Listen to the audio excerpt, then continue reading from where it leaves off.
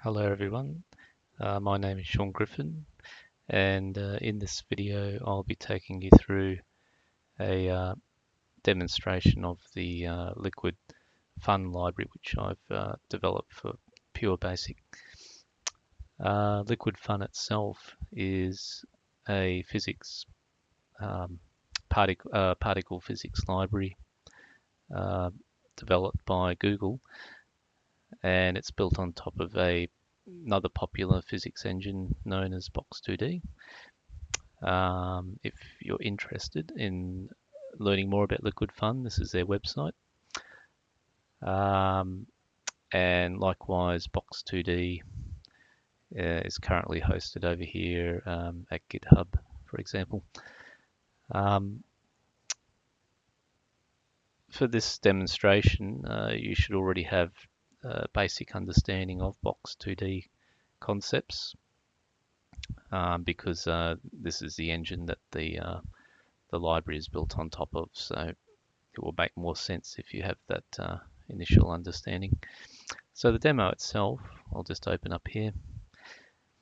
So this is a demonstration of the library here. It's going to be running in real time, so I'll have to be slowing it down and repeating it. The scene that you see here is comprised of a circular group of water-like particles that you'll see here falling down from the sky.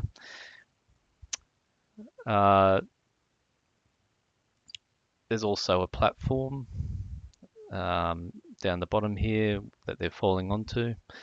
The platform itself here is a Box2D kinematic body that's comprised of three fixtures, which is the main platform that you see here, this large box that's grey, brown on the bottom with a green coloured grass on the top, and also two small posts here on each end of the platform. These fixtures are all texture mapped. Just above the platform here is another kinematic body that is simply a texture that indicates where position 0, 0 is in the Box2D world. If I just restart, you'll also see a boat here. And this is a Box2D dynamic body that you, the player, can control. On the left side, over here at the top, is a floating transparent panel, which is actually a child window of the main window, and consists of menus on how to control the demo and other useful information. Okay, so moving along, we're on the main menu here at the moment. So the menu describes what keys you can be using, as well as some other information here. So escape will quit the demo, of course, just like this. I'll start it back up again. There's some other sub-menus here for player particles editing. We'll go into that a little bit later on. The R key will restart the scene. So if I push R now, it restarts. Every time you push R, it's restarting, which means it's taking all the objects inside the scene and it's putting them back in their initial locations. Using the mouse, you can left click and drag to pan the camera around. So I'm holding down the left mouse button now and dragging the mouse around. You can see my mouse pointer. You can be anywhere on the scene, just click and drag. The mouse wheel will zoom the camera in and out. So we'll do that. Zooming in, go in quite deep and zoom out again.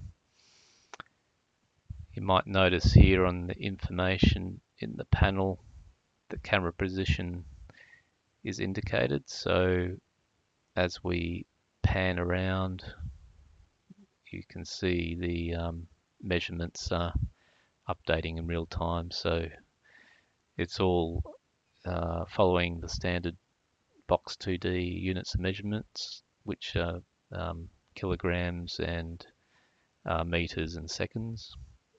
So camera position is represented in meters. So when we use our wheel, we're scrolling in and out with the representation of the meters there. Okay, we can also push Q and E on the keyboard to adjust the torque on the platform. So this platform itself you can tilt. Here's an example. So clockwise and anti-clockwise, and you'll notice as you tilt, the particles in the water are adjusting in real time, so you get that nice realistic water effect. And you'll notice that liquid will just keep falling because there are no current limits in this demo on the world, so all objects will just keep moving as per gravity. By the way, the gravity is just the standard, the Box 2D standard, which is 10 meters per second downwards. Okay, there's also a hidden bucket that we can toggle on and off. So if I push B, it's a rather crude looking bucket, but it serves a purpose. So this bucket here is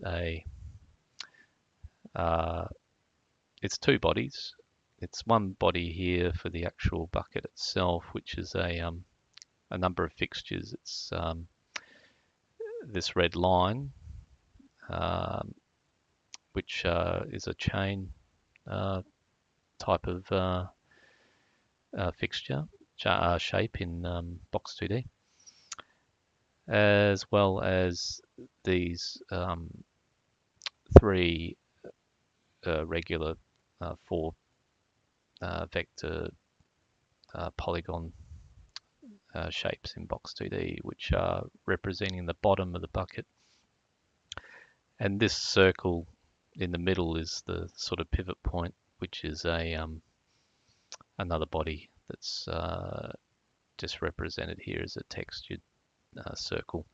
So the idea is there's the weighting at the bottom of this bucket is very heavy. It's got a lot of mass. So once the bucket fills up with water, it will start to teeter and eventually drop the water. We just go through that now. That's just restarting again, pushing the R key. And you'll see the weight of the bucket gets too top heavy and drops the water. But because it's heavy at the bottom of the bucket, it automatically tilts back up because of the loss of weight there. And you can keep repeating that over and over just with the R key. And pressing the B key again will remove the bucket. So you can add the bucket in and remove it anytime you like, which gets some interesting effects.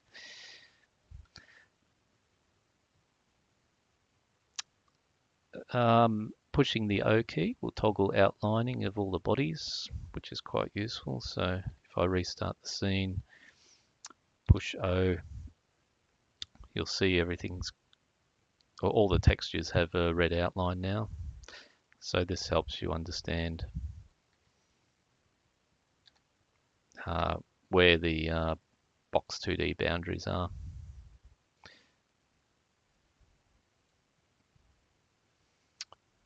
That's representing the outline of the bodies in Box 2D. So you can see where the collision detections happen. And the F key here will toggle the 60 frames per second limit. So by default, the demo's limiting at 60 frames a second just to get a nice constant frame of animation that's quite real time. But if we push the F key, you'll notice here all the animation speeds up, and it's now running unlimited. On my current machine here, I'm achieving this sort of frames per second when it's not limited. So you'll see it's rather fast, and not so realistic, but interesting all the same. You can do some quite fast effects, and by the way, this is all in OpenGL. That was one objective of the library, was to try and get the fastest graphic rendering that I could. Been using other libraries in the past like SFML and wasn't being able to achieve that fast rate, so this is where I'm currently at. So that's the main menu. There's other menus here, so pushing number 2 on the keyboard gets the player menu. And here you have some similar keys to before, but there's some new ones here. So the player itself is currently the boat in the scene. So when we bring the boat back, we can do different things with the boat. So for instance, the A, D, S, W keys on the keyboard will add a linear force to the player, which is the boat, and it will let you move yourself around the scene like this, for example, float around. Quite unrealistic for a boat, but quite fun. And you can see the boat up close if I zoom in. The boat itself, if I just bring it back down, the boat itself is it's a box 2D body. So if we bring the outline back on for a moment, there we go. So it's a box 2D body which is has several fixtures. So there's the main fixture here of the boat itself, which you'll see in this red outline. That's the extremities of that fixture. And the boat itself is just a texture overlaid on top of that. It's got a little box here on the back, which is just providing a bit of weight for the propeller underneath. So this is a very crude propeller, which is just another elongated box. But when you use a propeller, the boat tends to lift up at the back. So we need to apply a bit more weight up the top here. So this box is a bit like a crude motor representation on the back of the boat. So if we have a go at that, the Q and E keys will add torque to the motor or the propeller on the player. So if we use Q and E here, you can see the propeller spinning around. And the reason the boat's moving with the propeller is because, of course, being a physics engine, the propeller is pushing these water particles, which in turn is providing a reverse force on the boat and moving it in the opposite direction to where the water particles are moving. So it drives a bit like a real boat, although the propeller in realistic terms doesn't look so great, but it's effective for this sort of game. Let's just turn the outlines off. So this is what it looks like normally. So it's quite fun, and you can imagine the potential of this in making a like a side-scrolling game with Liquid.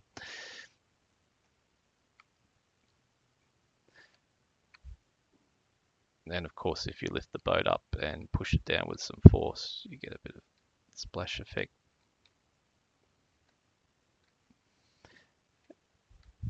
And these water particles are just configured a certain way. We'll go into some different ones in a moment.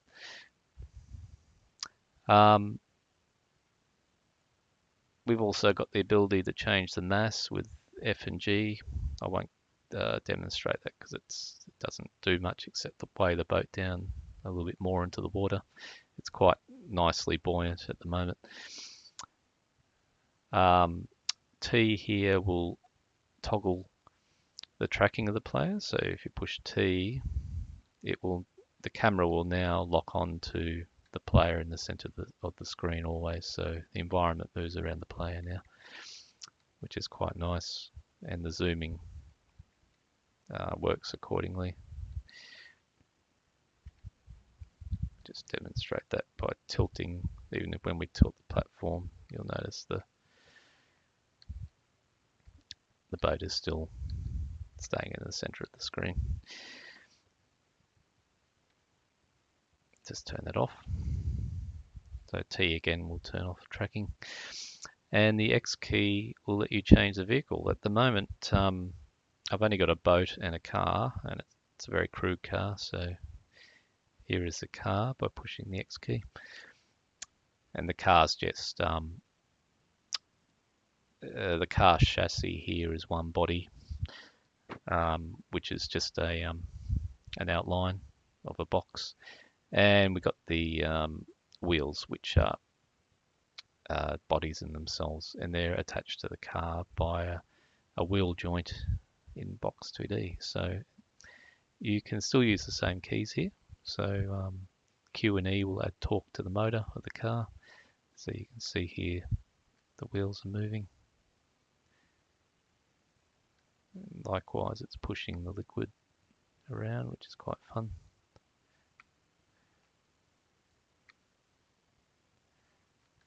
And you can also move the vehicle around with WASD keys.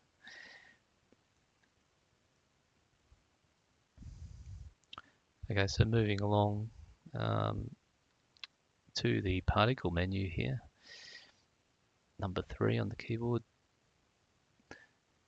The extra keys we've got here is changing the radius of the water group. So when we do that, Q and E, every time you push E on the keyboard, you'll notice the particle group here is growing slightly. And in the info part of the panel here, you can see the number of particles now in the group. So it's growing as you push the E key more often. The radius gets bigger, more particles, more water,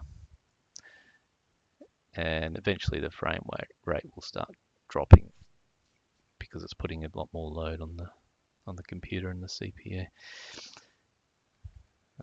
So likewise, you can reverse it with Q, make the group smaller. Now you've got fewer particles coming down. You can see them up close. Push R to restart. There you go.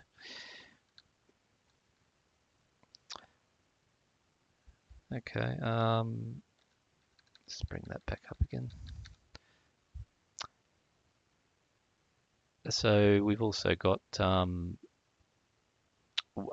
actual texture blending of the water particles, so we can toggle that on and off. At the moment it's on, but if we push Y, here it's off. So it's just showing you the raw OpenGL objects which are rendering, and they're basically just boxes themselves, just squares, which normally have a texture applied. So when you push Y again, you see the texture, which is a nice blending effect. And U and I keys will change the size of the water particles, so we'll make them bigger. And you'll notice these particles are now getting bigger and fuzzier. You can see each particle here is rather fuzzy and large now, so it gives you a more fluffy sort of water effect. But there's a lot of overlap now, of course, because the particles are so large. They're still represented in OpenGL as a small, uh, almost a small point. So go the opposite direction now, shrink them down. So now they're much smaller. So they look quite small up front, but when you zoom out, you notice they get very, very faint. Bring that back. And then also we've got the particle systems themselves. So if you push X, you can cycle through different systems. So here, this next one, we've got an elastic particle system. So you can see now all the particles are sticking together. They're not fluid like they were before with the water system. So you get this nice wobbling effect. We've also got spring here, which is a bit similar to elastic. Viscous, powder, tensile, barrier, just sort of a more explosive form of the water system we had originally. And I've got a blank one here in case you need to remove the particles. And then it cycles back around again to water. And pushing the K key will just restart the water, the particle system without changing anything else. There's also an editing menu here in the demo, but this is rather experimental. In the future it'll be a mechanism for building more sprites. So OpenGL textures mapped to box 2D bodies in effect. It's not really working too well in the demo at the moment, but I'll flesh that out later. I think that's all I'll cover off in this demo. I wanted to keep it as short as I could. All right, hope you enjoy it. And in YouTube, I'll put down the bottom the address of where this library is and where the demo is, such that you can find it and try it for yourself. Okay, thanks for watching. Cheers.